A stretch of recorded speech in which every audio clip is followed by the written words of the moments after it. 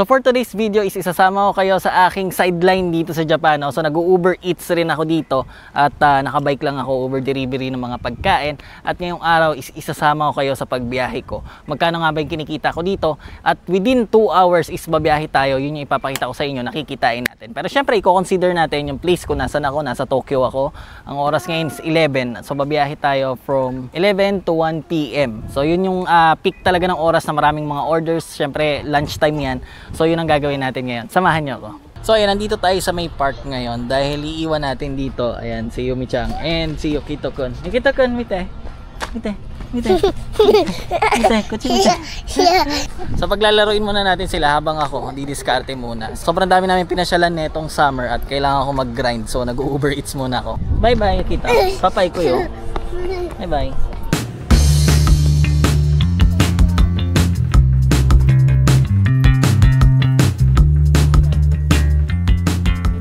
Punta ako doon sa location kung saan maraming mga stores. Paborito ko yung malapit sa McDo kasi madali i-deliver yung McDo eh.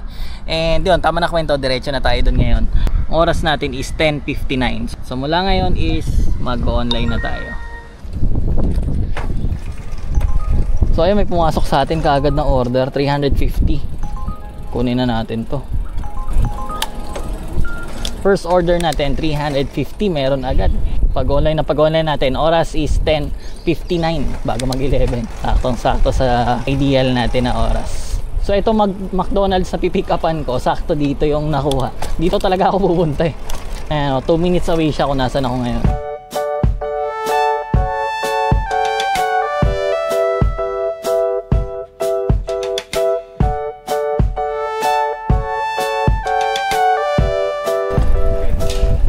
Alright, so nandito na tayo sa may McDo.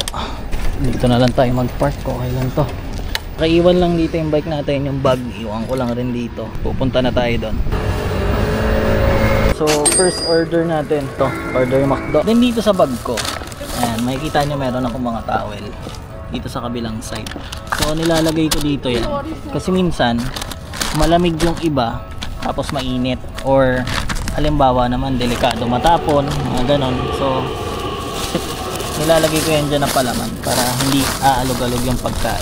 Saka yun nga, malamig yung soft drinks, mainit yung burger. Alam nyo dito sa Japan na ayoko na kasi mag-camera dun sa loob syempre.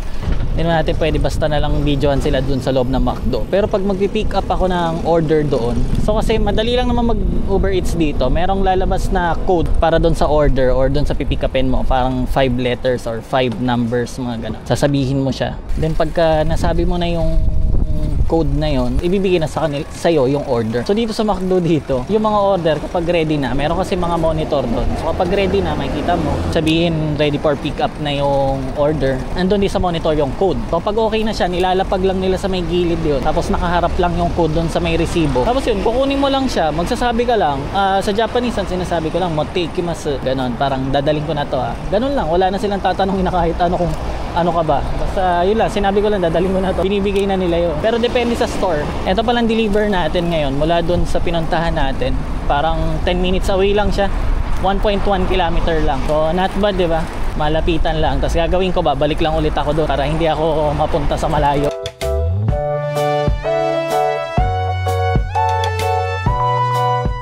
So pag malapit na ako doon sa sa pagde-deliver ko, bumabalik na ako sa app ng ng Uber kasi mas accurate siya. Ito na tayo. Ayan, so binuksan natin. So ganito lang dito, no? Tapos hanapin natin yung lugar niya. Tayo, nagdi-deliver. Ni-screenshot ko na lang kaso di na yata umabot. Meron pumasok na order. So yun, habang nagdi-deliver tayo is meron na kagad pumasok na order. Papalabas pa lang ako dun sa building. Nagkataon, makita nyo sa map, 1 minute away lang yung pagpipick upan ko. Simase. Tingnan nyo yun, iba talaga dito sa Japan. Nakita nyo, ang layo ko pa. Nakita niya lang na parating ako, umatras na siya para makadaan ako. Tutusin, pwede nga ng diretso yun. Kasi sasakay lang naman siya ng sasakyan. Pero ganyan dito sa Japan.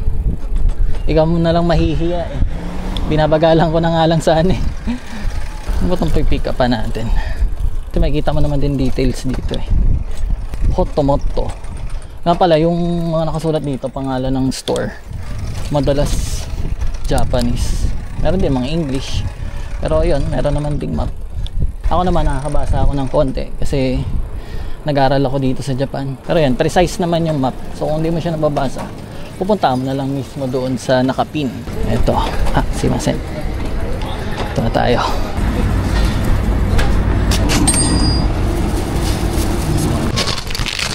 Habang kumukuha tayo ng order doon, yan, tulad nito, delikado ito, mga alog-alog. Habang kumukuha tayo ng order doon, meron pumasok pa na isang order. So ang gagawin natin ngayon is magpipick up pa ulit tayo ng isang order bago tayo mag-start mag-deliver. So ito yung first order. Yan, saka lang. Yes, next pick up, ito naman tayo pupunta ngayon. Hindi ko na nai-screenshot yung mga order, no? Sobra kasing pag ganitong oras kasi talagang busy, tuloy-tuloy. Nakita nyo naman, meron tayong order. Tapos habang nagpi-pick up is nagkaroon ng additional pa na isa sa ibang store naman. So minsan kasi nangyayari yan, binibigay ng over yan para doon sa pagdi-deliveran mo, medyo magkalapit kasi siya, kaya pinagsasabay na. So okay na rin para sulit yung biyahe. Halos 3 minutes, 5 minutes away mula dun sa una kong pick up na store. Ano to? May nagpapa-add pa ulit. O kunin na rin natin to. 3 na yung deliver natin. May nagdagdag na naman. So pick up lang muna tayo dito sa may kanto. Ano ba tayo? Pwede na to dito. Actually, since kaya ginagawa ko, iniiwan ko yung Uber bag.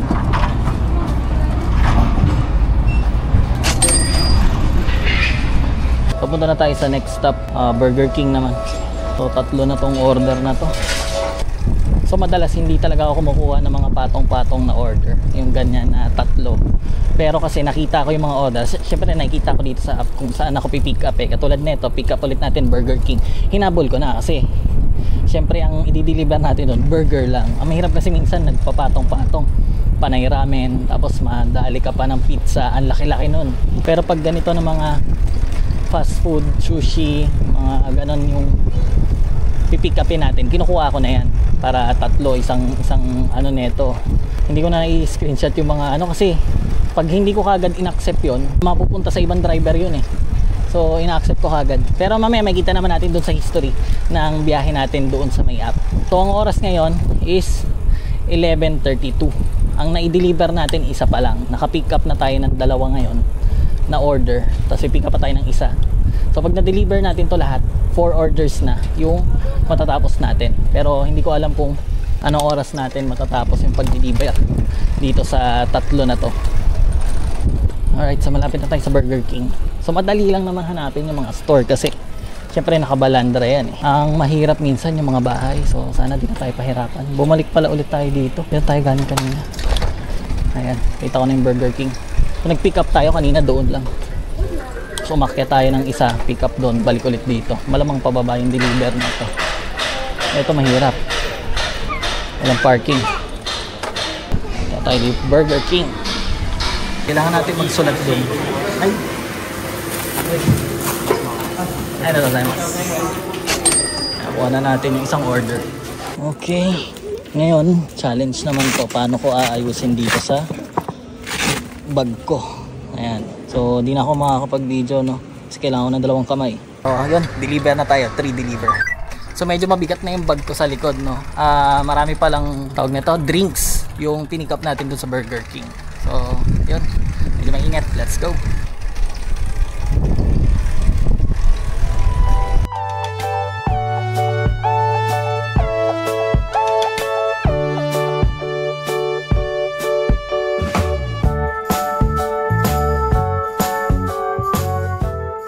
Main entrance. Ano main entrance na ito? Ano mahirap minsan. Corner lot kasi siya. So nalampasan ko yata. Teka. Ito pala. Ito. So ngayon, nakakita tayo sa 4th floor. 405 kasi yung room niya. And yung option doon sa app, iiwan ko lang to sa pinto, then pipicturean ko. So ganun lang kasimple. Hindi na tayo makipagharap doon sa customer.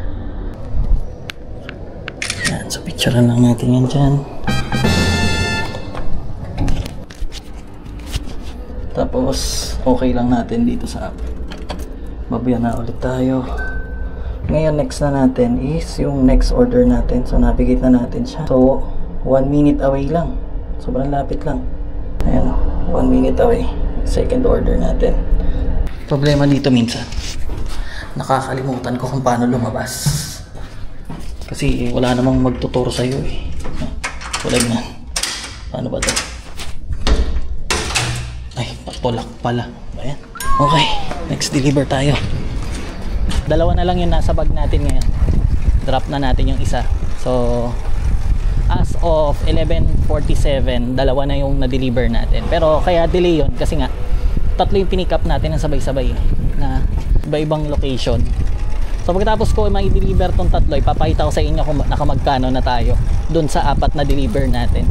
So ilalagay ko lang daw sa may table. Minsan kasi may instruction yung yung nag-order mismo kung paano ko siya i-deliver. Katulad kanina, iniwan lang natin, pipicturan. So nandun sa app yun. Pipicturan, masisend yun doon sa nag-order. Yung ngayon naman, parang meet at the door, pero sabi niya, ilapag ko na lang daw sa table sa may pinto. So, meron siyang note to. Pero teka lang, translate natin. Okay, so dyan lang daw ilalagay. Lagay lang natin dito kasi may note siya. Subukan natin mag-doorbell.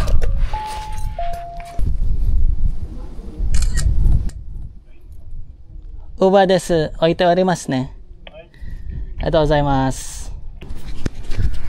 So pagka ganun naman, na bahay lang talaga, syempre hindi ko siya sobrang confirm, hindi katulad sa mga apartment, may pangalan ng apartment, merong door number. So minsan nagdo-doorbell ako, tapos yan, sinabi ko lang na ilalagay ko doon yung order natin. Ayos, maganda yung flow ng ng deliver ko ngayon, kasi dito sa pagdi-deliveran ko ngayon, dito naman talaga ako lagi bumabalik. So nagkataon, dito rin yung last deliver natin. Ayos, maganda. Kasi pag nandito na ako, gaantay lang ulit ako ng order doon sa McDo. 1 minute na lang, doon na tayo sa pagda-drop off natin itong Burger King. Tagal talaga ng stoplight dito. So nandito na tayo, dito sa dilaw na building na to. Hanapin na lang natin yung entrance. Ito na, Casa Forte. Okay, dito nga. Uba des. Wala.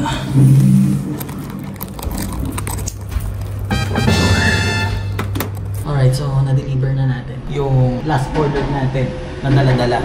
Oras ngayon, ayan, saktong 12. So nag-update na pala ako ng OS 26. Isa yun sa feature niya, parang So yun, di na ako nag-camera doon kasi may tatador siya. So inabot ko siya doon mismo sa nag-order. So talaga minsan, pagka malituhin ka, di mo na malaman kung saan ka pumasok tapos lumabas. Lalo kung malalaking apartment. So check na natin yung kinita. Ay, isang oras na tayo. So ayan, nangihingi ng picture yung Uber. So ganyan kasi minsan pagka random lang naman siya, bigla-biglang nangihingi ng picture kasi hindi mo pwede ipahiram yung account mo sa ibang tao. Meron kasing mga gumagawa niya. Selfie lang tayo. Ayan, selfie. Dahil kong picture dyan sa Uber. Kinita natin ngayon, ayan, naka 1,360 plus something na ako. So tayo ulit deliver sa McDo lang, kunin ko na to. So saktong 1 hour yun, kumita na tayo ng 1,300. So pick up ulit tayo sa McDo. 1 hour for deliveries. So malapit lang yan, malalapit lang, dito lang yan sa amin. O tulad yan, 1 minute away lang ulit ako sa pick up. Tapos meron nagpapa-add. Sige, kunin ko na to. So dalawang order ang kukunin natin ngayon dito sa McDo. Isa. So habang ginagawa yung order natin, kasi ang daming order ng McDo ganitong oras, ang dami nakasulat sa screen. Water break muna tayo. Kakauhaw, ang init, pero naman nakarang araw lumamig na Ito tayo, masarap yung tubig na to. So ngayon naantayin na natin dalawang order matapos gawin. So ito yung sinasabi ko sa inyong patungan nila ng kuhaan ng order. So ayun, nakuha na natin yung isa, pero yung isa hindi pa kasi tapos. So antay lang muna tayo. So ayusin na natin kabilaan. At nilalabas ko tong ayan, dapat makikita ko yung number na yan kasi magkaiba yan, dalawang order. Okay, let's go.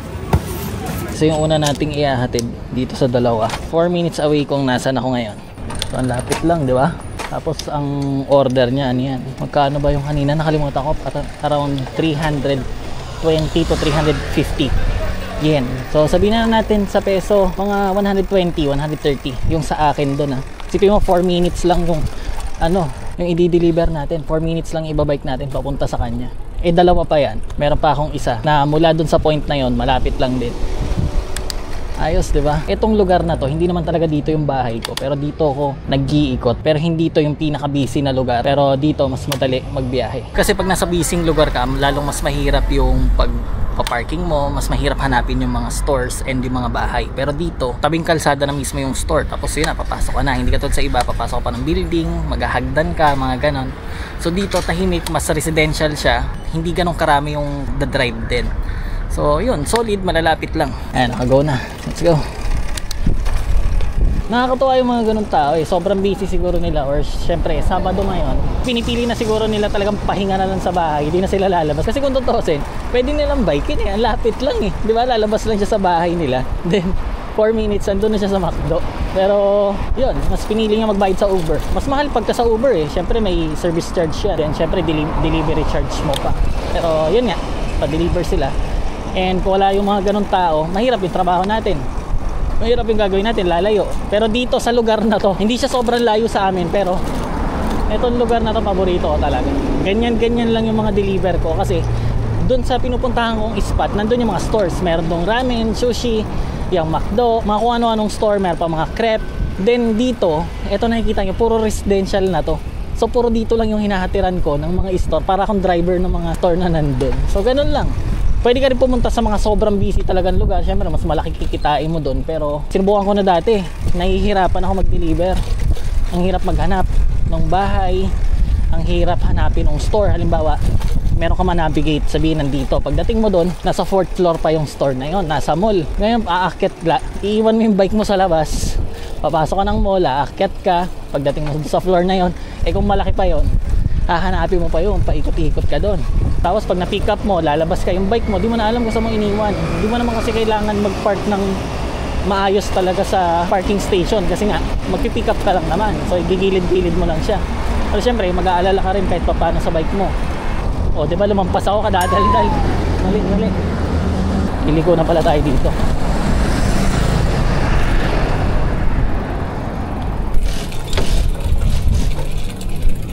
So ganito, walang ano.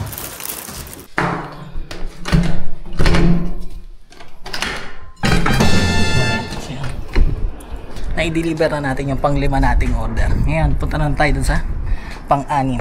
At 3 minutes away lang siya mula dito. Navigate tayo. So ayan, nakalagay dito 3 minutes away mula dito sa pinag-deliveran natin, no? So ang lapit lang.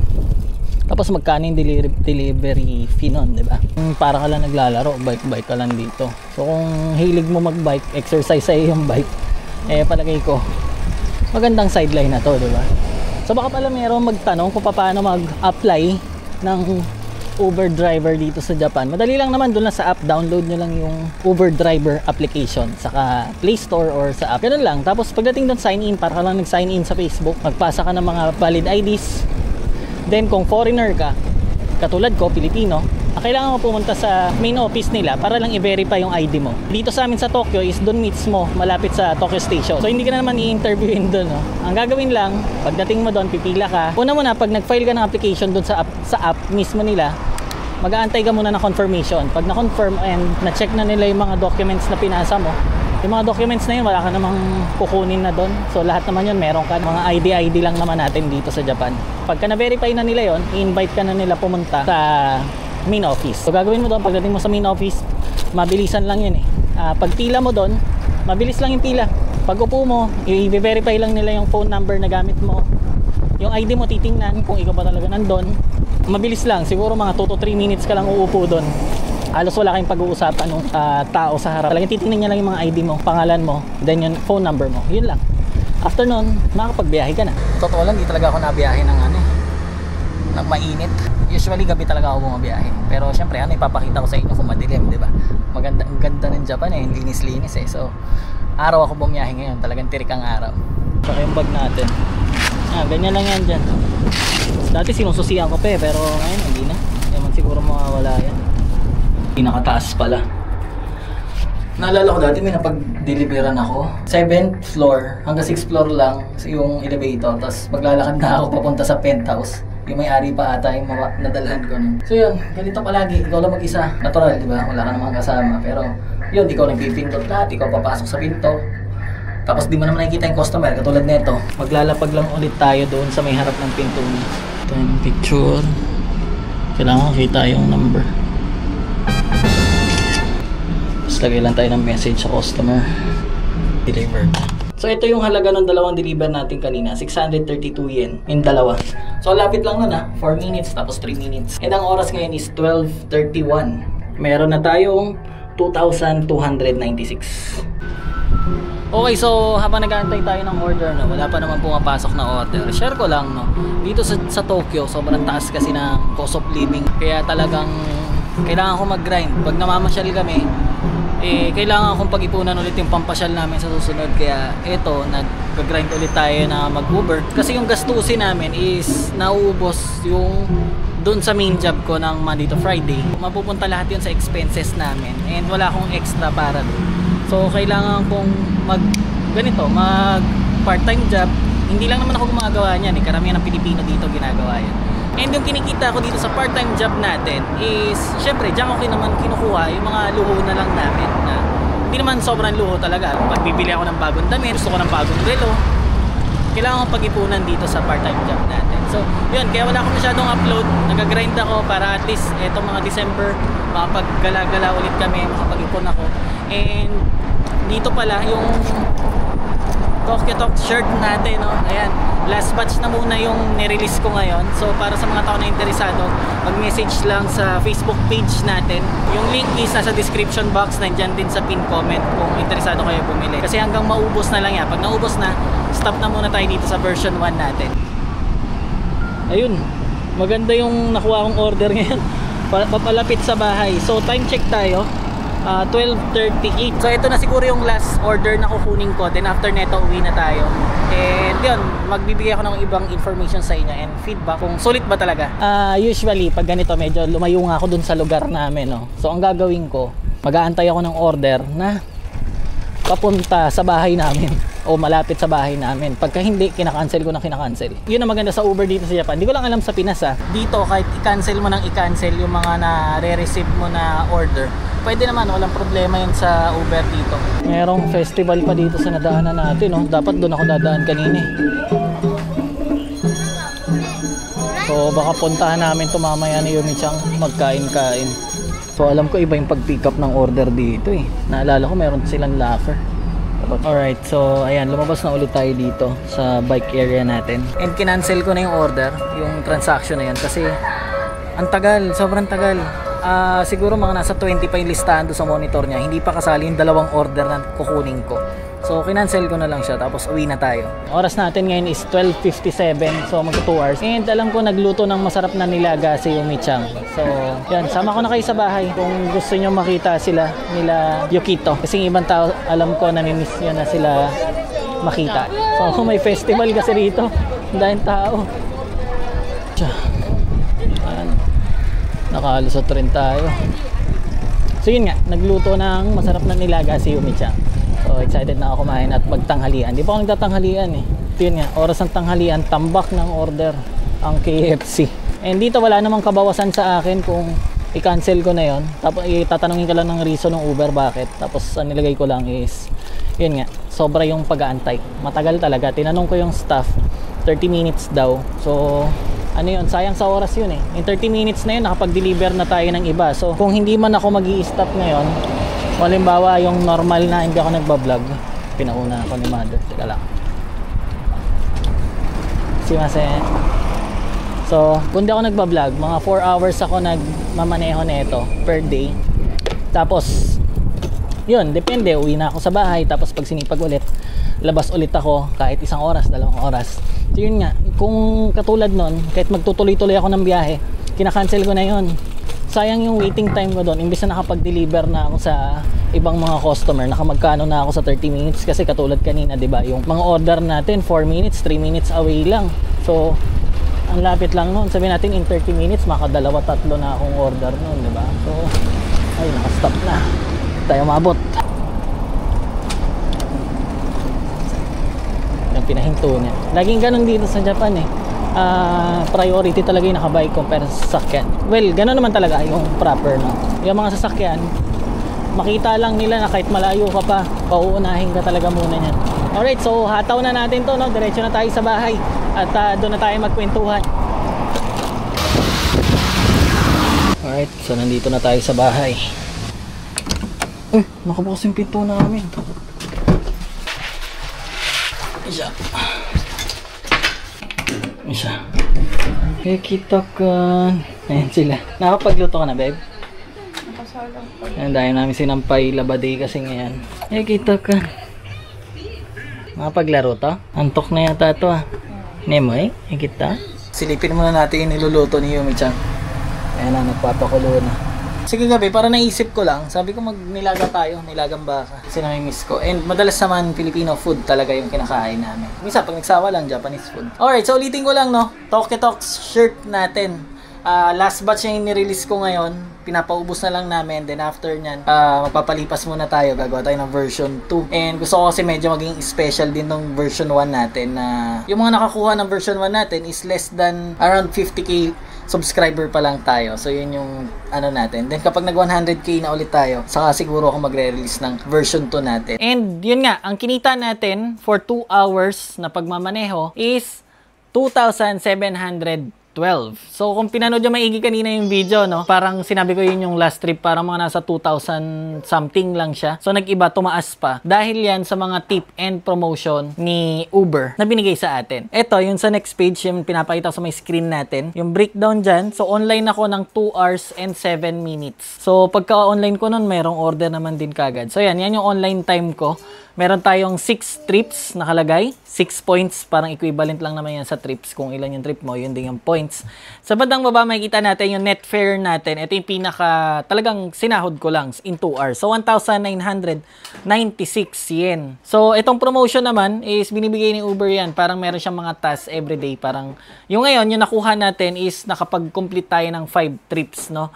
Tapos, meron tayong additional 300 yen. Then, yung tip, ayan, makita natin, 416. So, bakit may butal? So, dito kasi sa Uber app, pagka-delivered sa'yo, syempre, meron pang confirmation doon sa side naman ng customer, no? So, pag-confirm niya, tapos may option doon kung magkano ititip mo, kung 10% ba, 20% nung halaga nung binili mo. Kaya may butal siya. Meron tayong tip na 416 yen, total of 2,712. So, bigyan ko lang kayo na conversion, no, para sa mga tao na mahilig magtanong. Gusto kasi nila na kino-convert ko yung yen sa peso.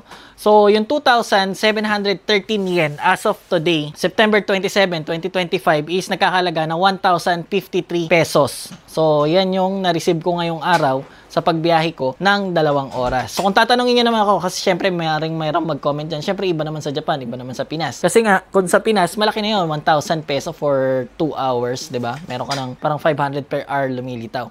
So, dito naman sa Japan, itong 2,700 for 2 hours, okay na rin. Not bad na rin. Malaki na siya sa minimum. Kasi ang minimum is, sa ngayon around 1,100 to 1,200 dito sa Tokyo. Minimum wage yan. Pang-araw na presyo. More or less, ganun yung presyo. So, ito, parang lumilitaw kung hahatiin natin, almost 1,400 per hour ang nagawa ko ngayon sa 2 hours na to. So, maganda yung biyahe natin. Pero, syempre, since Uber Eats to, no, syempre, hindi naman palaging ganyan. I-consider natin yung oras, yung location, and yung weather. Yan. Lalo kung maulan, mas malaki pa yung kikitain mo. So, ngayon kasi maganda-ganda yung weather. Kaya, yung normal lang. So, nakadagdag sa atin is yung promotion and yung tip. Para naman sa mga tao na magtatanong sa akin, yung mga nandito sa Japan, no, kung okay ba siya gamiting full-time. Kasi isa rin niya sa mga naging question sa akin noon. Kasi naisip ko noon, parang mas okay na parang mag-Uber na lang ako. Kasi mag full time ako, at least wala akong boss, wala akong katrabaho, sarili ko lang, ako masusunod, mga ganon. So naisip ko yun, okay naman, pwede naman kasi may mga tao na full time talagang nag-Uber Eats. So ako naman, ginagawa ko siya as part time lang. Meron akong main job para at least stable, panggastos namin sa bahay, lahat-lahat. And eto naman is additional, 'di ba? So malaki na ring bagay to, lalo na kung babiyahe ako ng mga 4 hours, kaya kong kumita niya ng 5,000 to 6,000 yen. So magkano na rin 'yun? So kapag every weekends ko siya ginagawa, ginugol ko is at least 5,000 yen, no? Every weekends, 2 araw, Sabado, Linggo, 4 hours, ganyan. Meron akong 10,000 yen. So, sa isang buwan, meron akong 40,000 yen. Malaking bagay na yon. Lalo na kung bumiyahe rin ako na kasi umuwi ako sa trabaho ng 4:30, no? 5, nandito na ako sa bahay. Then, mga 6, nakapahinga na ako niyan. Pwede pa ako lumabas niyan. Pero, bihira ko lang gawin yon kasi syempre gusto ko na magpahinga. Pero, kung may extra time pa ako niyan, may extra energy ako, babiyahe ako ng gabi. So, additional din yon. So, malaking tulong sa amin yon, syempre, panggastos. And, ngayon, iniisip ko kasi ngayon, gusto ko mag-upgrade ng build ko. Gagawa ko ng PC. So, hindi ko alam kung magtutuloy-tuloy pa rin yung upload natin. Pero pag may naisip ako content, gagawa tayo ng content. Pero sa ngayon, gusto ko mag-focus dito para makapag-build ako ng gusto kong PC. Okay, so yun. Kung meron kayong mga katanungan, i-comment nyo lang dyan sa baba. And ngayon, excited na ako kumain kasi paluto na yata yung niluluto ni Yumi-chan. Ano yun yung kita? Ngayon ka talaga nag-iingay kung kailan ako nagbablog ka. Ayan, meron siyang lagayan dyan ng mga laruan niya. Then, yung mga isda natin. No? Meron pala nangangamusta dito sa discus natin. Ayun siya. Sinamahan ko na siya ng mga angelfish. Lakas ng reflection. Ayan, maliwanag kasi. Ay, yung discus natin, malaki na siya. Isa na nga lang. Namatay kasi yung kasama niya. Panay sila away. So, mag-u-Uber muna si James ng madaming beses para makapag-pasyal-pasyal ulit tayo. Kasi noong summer, maraming gastos kasi di ba sunod-sunod yung gala namin. So, kailangan niya muna mag-extra hassle. Alright, so yun. At gusto ko mag-explore ng iba-iba pang mga content. Mag-iisip ako kaysa yung pang-araw-araw namin buhay kasi wala na akong maisip. Paulit-ulit lang. Meron na tayong mga day in a life. So, kung meron kayo naiisip na pwede naming puntahan or na-curious kayo na lugar dito sa Japan, comment nyo sa baba. And yun, mag-isip tayo ng mga iba pang klase ng mga content bukod sa pang-araw-araw namin kasi medyo nakakaumay din. And yun na siguro para sa video natin na to. Thank you for watching. Maraming salamat sa pagsuporta sa Yuki Fam. Bye! Bye-bye!